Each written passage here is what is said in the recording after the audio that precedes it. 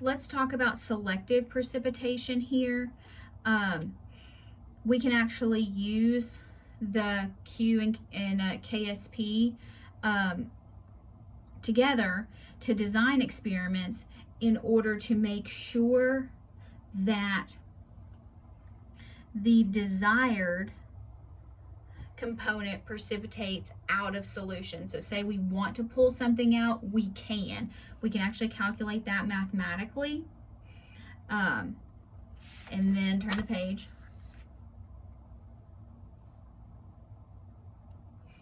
So we can change solubility rules as well.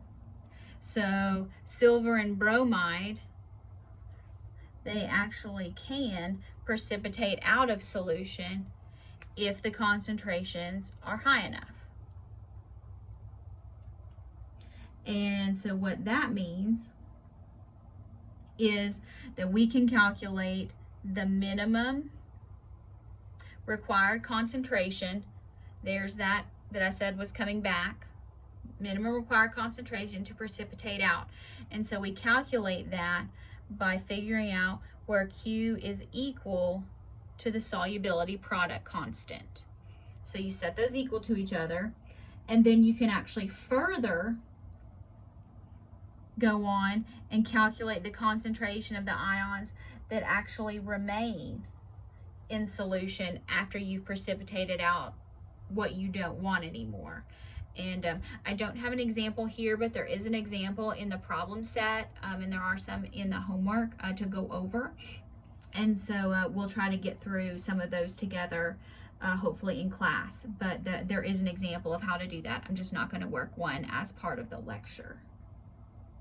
But I'm going to go ahead and go straight on into qualitative analysis. Not going to be talking about this in a great deal, but this actually utilizes the concept of selective precipitation. And what we can do is we can determine unknown components in a solution. So what do we mean by qualitative? Before we can talk about that, we need to define quantitative.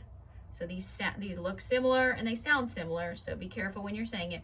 Quantitative analysis depends on the actual amounts of ions that are present in solution.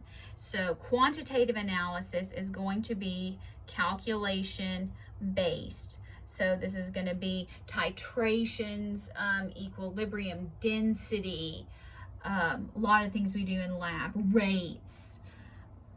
Qualitative analysis depends on the kinds of ions that are present, which means you have no calculations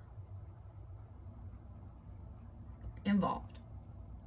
So what ends up happening is you add a reagent, that would be a reactant, so you're adding something to a solution that would selectively precipitate out one ion that's in the solution,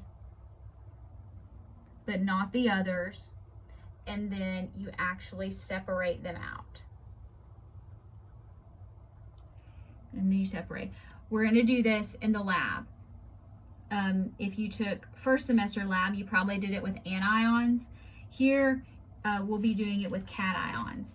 There's a nice colorful table that actually talks about, it kind of gives you a scheme for how this would work in the order that you would do it if you had all of these. And you just kind of follow, you can follow the flow chart. It gets pretty complicated, but running a qualitative analysis scheme is fun. You don't have to do any calculations.